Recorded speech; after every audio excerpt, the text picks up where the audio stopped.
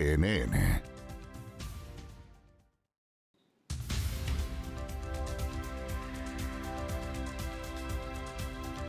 Iniciamos una nueva conversación. Bienvenidos y bienvenidas a Entrevistas CNN. Han sido jornadas con muchos datos, con mucho contenido meteorológico a propósito de las proyecciones que han impactado varios territorios de nuestro país. Queremos profundizar, queremos aprender los conceptos que probablemente vamos a seguir escuchando en lo que queda de invierno 2026, incluso entrada la primavera. Para profundizar y aprender a esta hora en CNN Chile estamos en contacto con una amiga de la casa, la meteoróloga jefe de Meteorred, Pamela Enríquez, a quien ya vemos en la pantalla de nuestro canal. Pamela, ¿qué tal? Bienvenida. José Miguel, un gusto estar con ustedes nuevamente. Gracias, Pame, por la conexión. Lo último que ha pasado los últimos días en varios territorios de nuestro país, ¿lo podemos adjudicar al fenómeno del Niño? Mira, al parecer todo indica que sí, no solamente el Niño, también hay algunas otras teleconexiones que favorecen las precipitaciones de la zona central. Hemos podido ver también los ríos atmosféricos que están cada vez más recurrentes en la zona y eso también suelen estar más presentes cuando tenemos el fenómeno del Niño. Así es que yo diría que sí, que estamos ya bajo los efectos de este fenómeno y que podría estar presente, e incluso a pesar de que estamos con el Niño moderado, podría estar presente ya en los próximos meses. Así que tenemos que ir viendo, ¿no? Esta es la Claro. antesala de lo que podría suceder a medida que este Niño se va intensificando. Quisiera preguntarte sobre la información que entregan los modelos en pleno invierno 2026.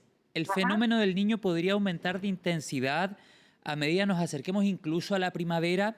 Eso nos permite concluir a estas alturas del año que los primeros meses o las primeras semanas de la primavera todavía podrían ser con sistemas frontales muy intensos. Podríamos tener sistemas frontales muy intensos, efectivamente. Hemos tenido como una especie de retraso, ¿no? Vimos un junio muy seco en la zona central. Sin embargo, ya desde la quincena de julio todo indica que sí, efectivamente las precipitaciones en la zona centro, en la zona sur e incluso la zona del norte chico están indicando precipitaciones sobre lo normal, incluso hasta octubre, José Miguel, y Imagínate, algo indica ya. que las primeras semanas de noviembre podríamos tener precipitaciones sobre lo normal. Y probablemente avanzado el mes de noviembre se genere un vuelco, un cambio y comencemos ya a la antesala de lo que sería un verano extremadamente caluroso, también por la presencia del fenómeno del Niño, ¿no?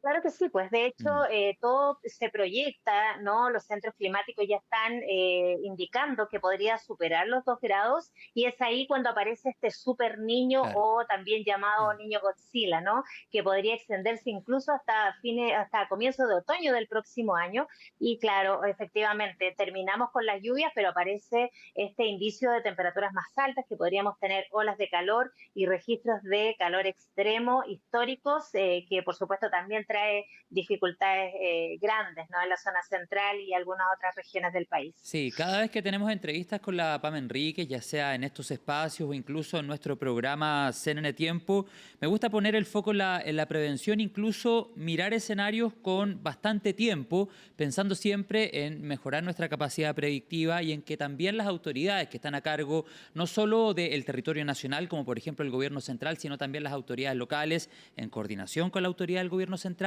puedan comenzar a tomar medidas preventivas pensando, por ejemplo, en lo que decía la Pam Enríquez, un verano que todo indica va a ser extremadamente caluroso y sabemos lo que conlleva aquello. Emergencias, por ejemplo, de incendios forestales que no surgen espontáneamente por el calor, pero que las altas temperaturas hacen que el combate de dicha emergencia se vuelva mucho más difícil. Pame, volvamos más al corto plazo. Tú hablabas de los sistemas frontales, los ríos atmosféricos. Cuando una persona escucha el concepto río atmosférico, ¿qué debe entender?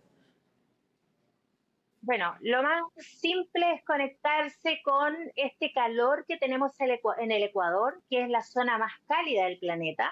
Por supuesto que ahí en el océano central tenemos mucha evaporación, ¿no? Por este mismo calor. Ese vapor sube con la atmósfera y llega un momento en que no puede escapar más y empieza ahí a moverse por distintos sectores del planeta. Ese calor que se mueve por el planeta se transforma en carreteras de vapor de agua.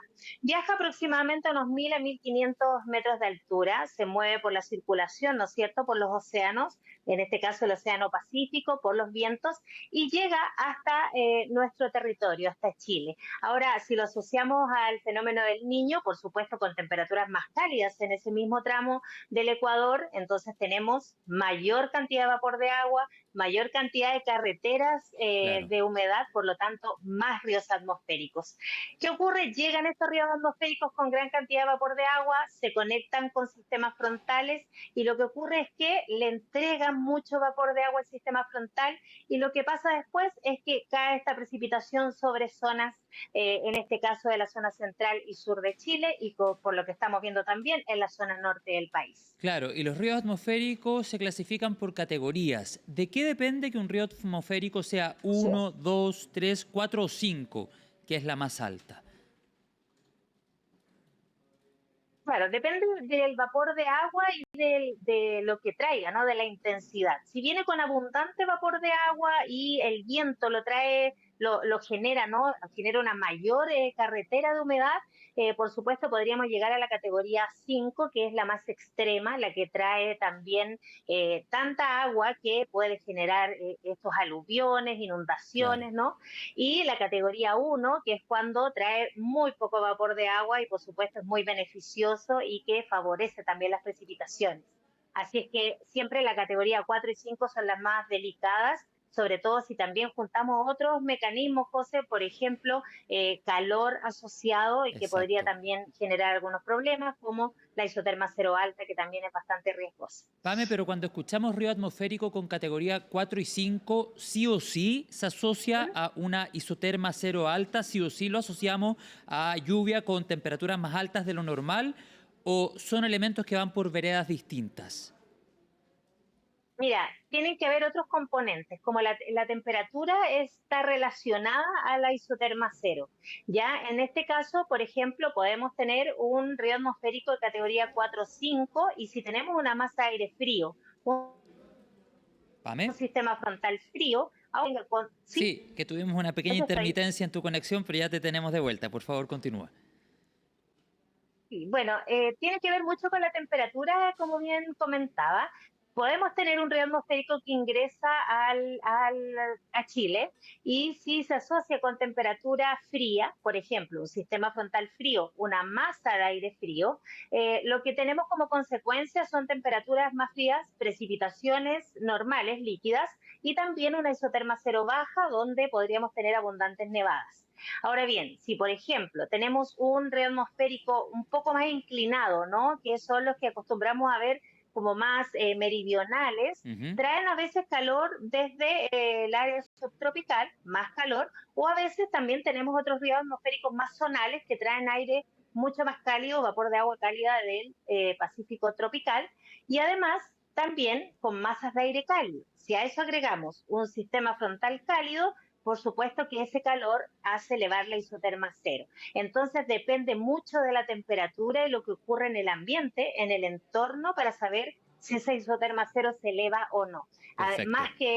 Más que cómo ingrese el río atmosférico. Claro, es importante también entender el Así concepto es. de la isoterma cero, porque cuando escuchamos, por ejemplo, que un pronóstico nos indica que la isoterma cero va a estar alta, eso da a entender que va a caer precipitación líquida, agua, en zonas en las que generalmente cae ¿No? nieve, es decir, se eleva el punto de congelación. Lo hemos explicado y lo hemos hablado Así es. contigo en otras oportunidades.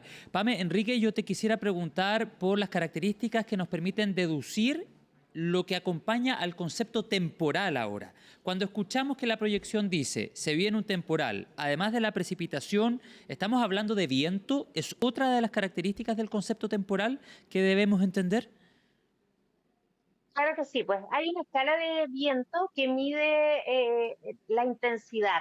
Cuando superamos los 62 kilómetros por hora, hablamos de temporal de viento. Está asociado, la palabra temporal está asociada a la intensidad del viento, Perfecto. ¿ya? Y el viento siempre llega cuando tenemos una diferencia de presión bastante ahí acotada. Podemos ver en los mapas las líneas de isobaras, ¿no? Las líneas de igual presión muy apretaditas, eso genera un viento bastante intenso. Por lo tanto, cuando supera estos 60 kilómetros por hora, casi siempre ocurre cuando ingresan estos centros de baja presión o ciclón extratropical, podemos mencionar que viene con características de temporal.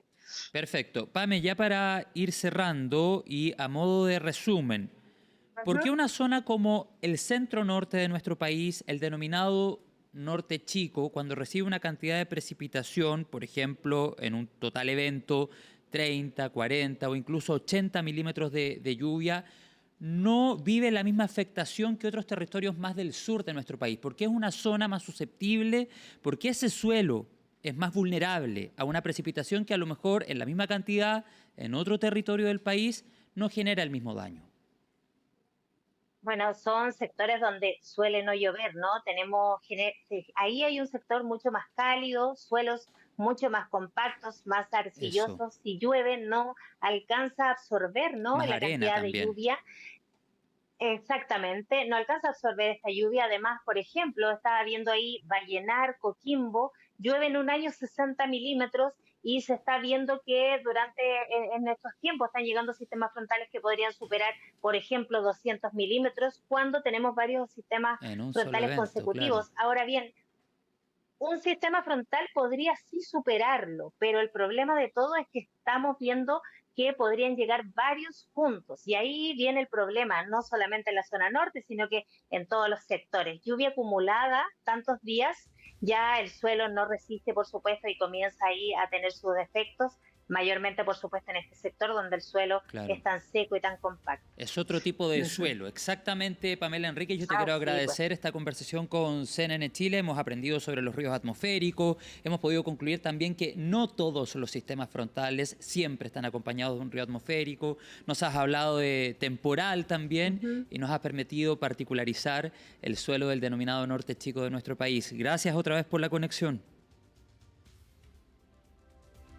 De que, pues, José Miguel, que esté muy bien, nos vemos pronto, pues, en Hasta la cualquier próxima. momento. Gracias, Pame. Nos vemos. Y a todos ustedes, gracias por la sintonía. Nos encontramos más adelante, como siempre, en la pantalla de CNN Chile.